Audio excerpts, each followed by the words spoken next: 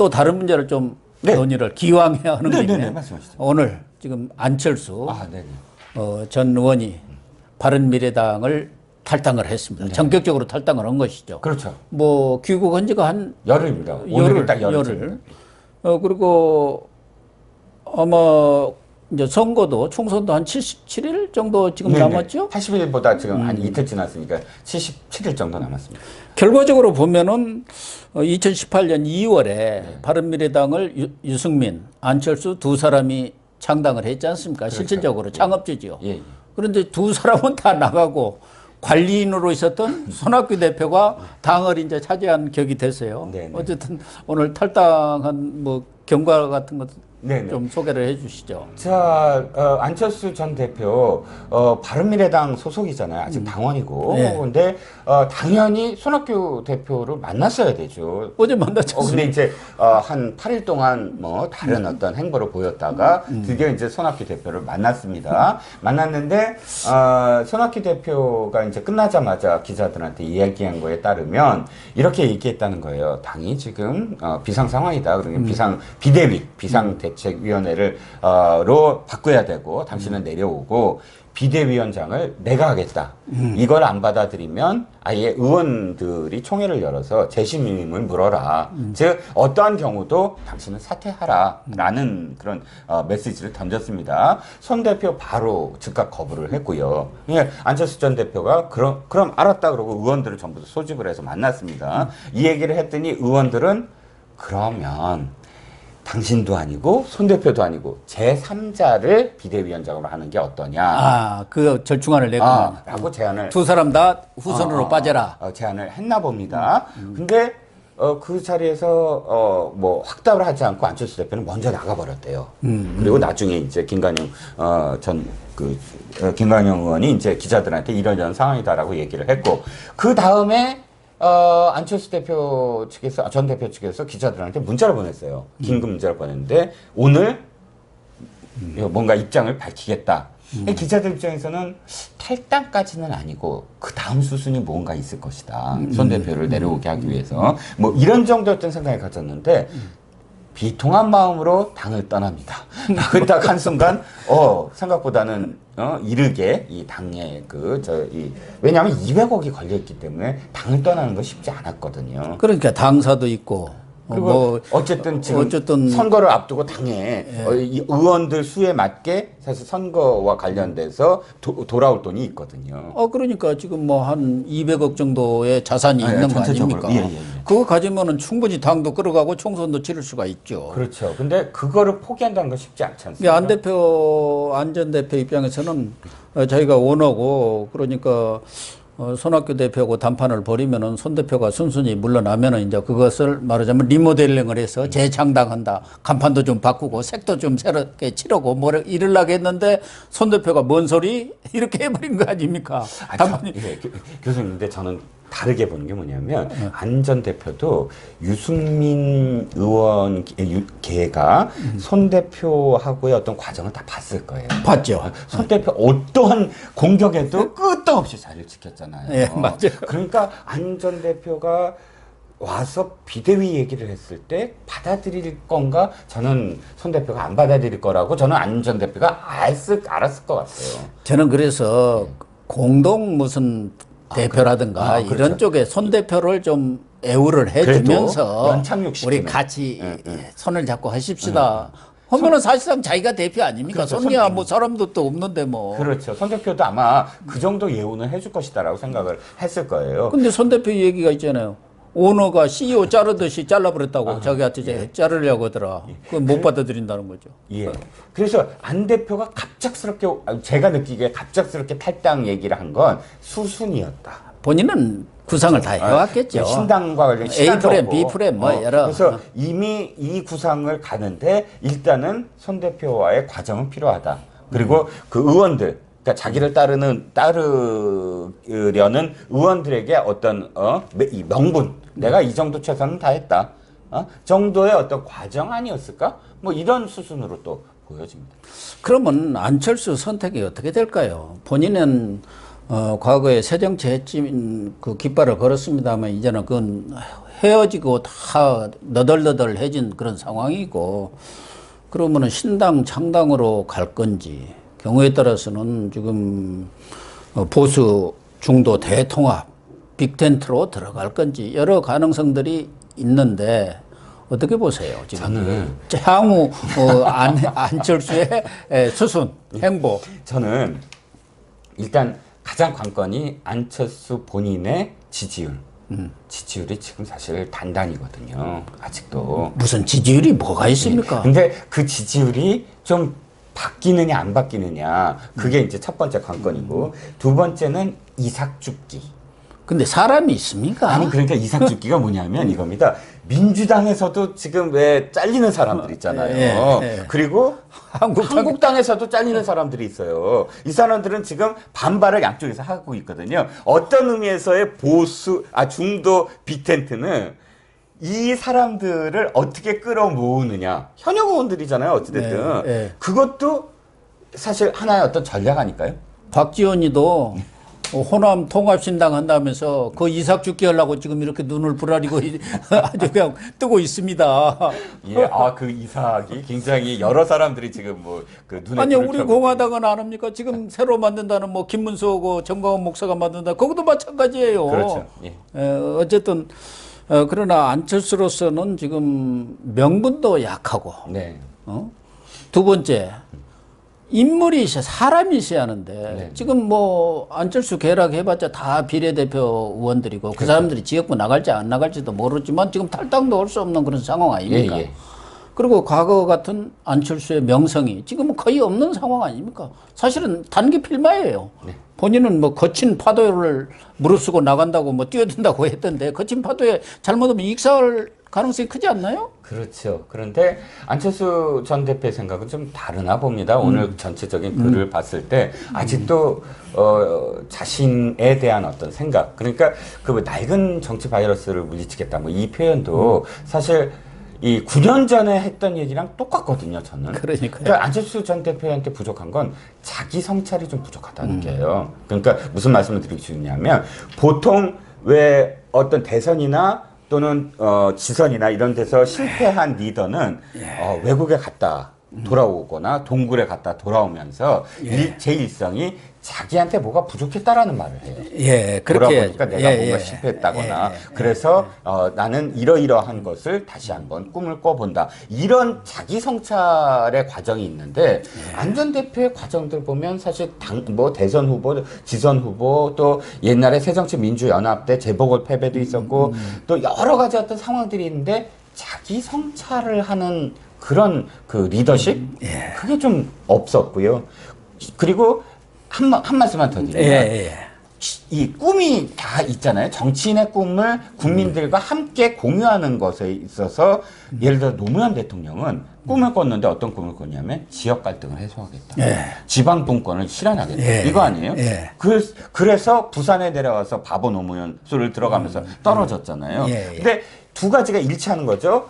자기의 꿈과 자기의 정치 행보가 일치했다는 거예요. 맞아요. 그렇기 때문에 그 사람한테 투자를 했던 거죠, 국민들이. 근데 안철수 의원을 보면, 안철수라는 정치인을 보면 꿈 얘기를 했더니 새정치래요. 그러니까요. 근데 새정치가 그러면 행보로 보여야 되는데, 지금 정치 행보를 보면 이게 뭐가 새정치냐고 이렇게 물어봐도 이렇게 국민들이 느껴지지가 않잖아요. 들어와서 행보 자체도 옛날 방식 그대로. 저도 안철수가 뭐 한 1년 정도 나름대로 성찰의 시간을 갖고 뭐 공부도 했다고 해서 들어오면은 새로운 어떤 정치 패러다임, 새로운 프레임을 제시를 하면서 국민들한테 새로운 기대와 희망을 줄 줄 알았는데 하는 행보가 똑같잖아요. 호남 찾아가서 5.18 묘역하고 호남 사람님 이번에 또 한번 저한테 기대를 해주시고 저한테 표주달라고 뼈국을 하는 거. 그리고 바른미래당 어떻게 좀 간판 바꾸고 색칠해가지고 이거 다시 새롭게 태어났다 뭐 이런 쇼 올려는 거 이런 것들을 보면은 전혀 안철수답지 못한 진짜 안철수다운 일을 하고 이 모습을 보인다 그런 생각이 드는데요. 그래서 국민들도 공유할 수 있는 말씀하시지 그런 비전이 있어야 되는데 새로운 비전 이런 게 그냥 낡은 정치 바이러스를 뭐 물리치겠다는 건 이미 9년 전에 했던 그런 그 이미지를 그대로 말씀하시는 것 같아서 한 말씀만 더 드리면 시간이 그렇지만 어쨌든 한 말씀만 더 드리면 아니 저는 진짜 교수님 이해가 안 가는 게 당이 지금 굉장히 문제가 있습니다. 예. 비상대책위를 꾸리시자고요. 라고 하면 자기는 자기 말고 딴 사람으로 비상대책위를 꾸려야 되는 거 아닙니까? 그 내가 하겠다고 하니까. 비상을 걸어놓고 대책위원장은 내가 할게. 그러면 무슨 얘기냐면 아니 그러니까 비상이라는 거 빼고 얘기하면 대표 내려놔. 나 대표를 할 거야. 이 소리잖아요. 그러니까 이게 사실 누가 보더라도 물론 손 대표가 잘했다는 건 아니지만 누가 보더라도 사실은 이게 그러니까 좀 염치 없는 그렇죠. 소리죠. 그렇죠. 어쨌든 손 대표로서는 당을 지금까지 지켜왔고 그리고 본인으로서는 중도 제3지대 깃발을 그동안 지키고 있었던 거 아니겠습니까? 그러니까 손 대표로서는 그러면 손잡고 공동 무슨 대표라든가 아니면은 우리 둘이는 일단 이 선에서 빠지고 새로운 그렇죠. 인물을 차라리. 내세워가지고 이렇게 한번 해보자. 그래서 말하자면 국민들한테 새로운 모습으로 이렇게 나가는 그 젊은 사람들을 내세워서 할 수 있잖아요. 그렇게 기대했는데 당신 물러나고 내가 할게. 그러니까 손 대표로서도 가만히 있을 수가 없죠. 아니 그리고 의원들이 제3의 인물로 비대위 꾸립시다라고 했을 때 그것도 지금 거부한 거죠. 탈당하겠다고 나왔으니까. 그러니까 참 그게 그러니까 비대위를 꾸린다는 것에 대한 진정성이 있었느냐. 그저 자기가 다시 이 당을 접수하겠다라는 그런 메시지밖에 없었다. 이것이 새 정치냐? 저는 참 근데 이제 메시지를 일각에서는 지금 그 측근인 김구식 경남대 교수도 지금 혁신과 통합위원회 보수 대통합 그렇죠. 거기에 들어가 있지 않습니까? 거기에다가 지금 이태규 의원 같은 경우도 안철수 전 의원의 아주 핵심 측근 아닙니까? 네네. 이 사람도 그동안 유승민 의원하고 지금 호흡을 맞춰온 상태 아니었습니까? 네네. 그동안은. 예. 근데 또 김영환 전 의원이라든가 네네. 뭐 이런 분들도 또 지금 혁통에 오늘인가 참여를 선언을 했잖아요. 네네. 안철수의 측근들이. 네네. 그런 거 보면 경우에 따라서는 안철수가 보수 중도 대통합 그러니까 중도까지도 외연을 넓힌다고 한국당이 말하자면 대폭적인 물갈이를 통해서 혁신의 모습을 보여주면은 경우에 따라서는 이 보수 대통합의 그 품속으로 들어가는 것 아닌가 하는 관측도 나오고 있어요. 저는 그 가능성 그렇게 크게 보지는 않습니다만요. 아, 그렇죠. 그러니까 저는 이 독자 행보 이외에 갈 수 있는 곳이라고는 보수의 그 이 손을 잡는 것밖에 없다.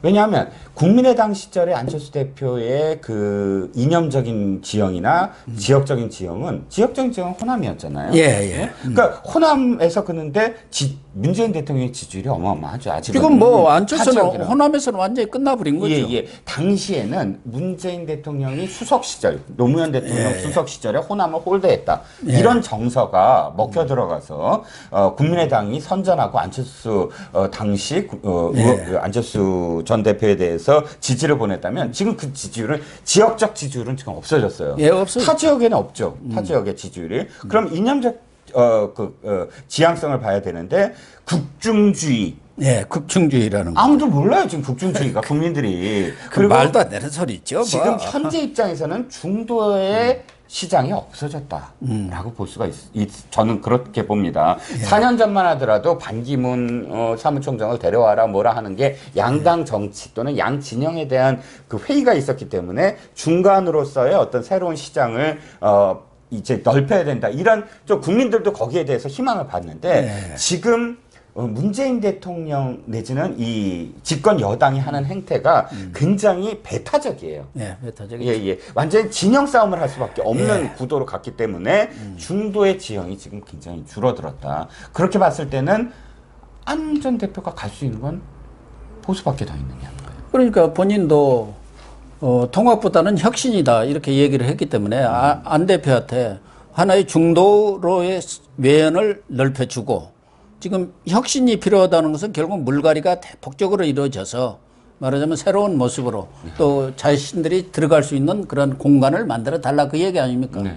그러면은 한국당에서 지금 뭐 50% 뭐 물갈이를 하네, 뭐 60%를 하네 하고 30% 컷오프 하네 이런 상황이기 때문에 그런 대폭적인 물갈이가 이루어질 경우 안으로서는 안전 의원으로서는 하나의 명분이 될 수는 있겠죠. 그래서 선발대들을 미리 보내놓고 김영환이라든가 뭐 네. 김근식 교수라든가 네. 이런 사람들 보내놓고 신당 창당을 시도를 해보겠지만 저는 크게 성공을 하기는 어렵다고 보고 그럴 경우 선택은 그것밖에 없지 않느냐 하는 생각이 들어요. 네, 저도 아까 가능성이라기보다 결과가 과연 의도대로 될 건가에 대해서는 대단히 회의적이지만 선택지는 별로 없다.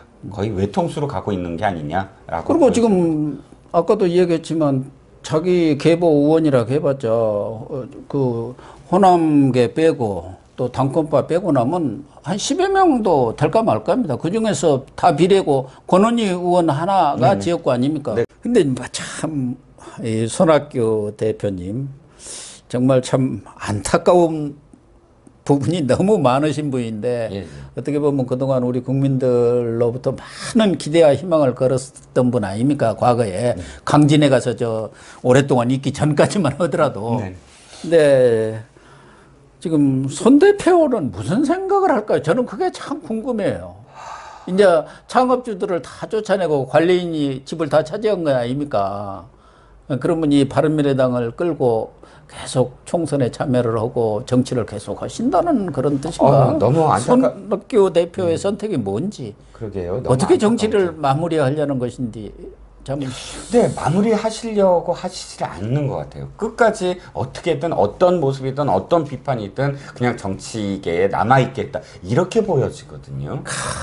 뭐 정치는 뭐 무슨 마약 같은 것이라고 합니다만은 정말 또 노욕도 너무 그럼에도 이렇게 예. 부리면은 참 손학규라는 정치적 자산은 사실은 우리나라에서 굉장히 큰 자산이죠. 큰 자산이었죠. 예. 였고 그렇다면 그거에 맞게 후배 정치인들의 꿈을 어떻게 키워줄 것인가도 그 자산으로서 해야 될, 생각해야 될 부분 아니겠습니까? 그런데 후배 정치인들을 같은 당의 리더로서 바라봤을 때 자신이 이끌 수 없는 상황이라면 내려놔야지 되는데 그 내려놓음의 시기를 놓치시는 게 아닌가.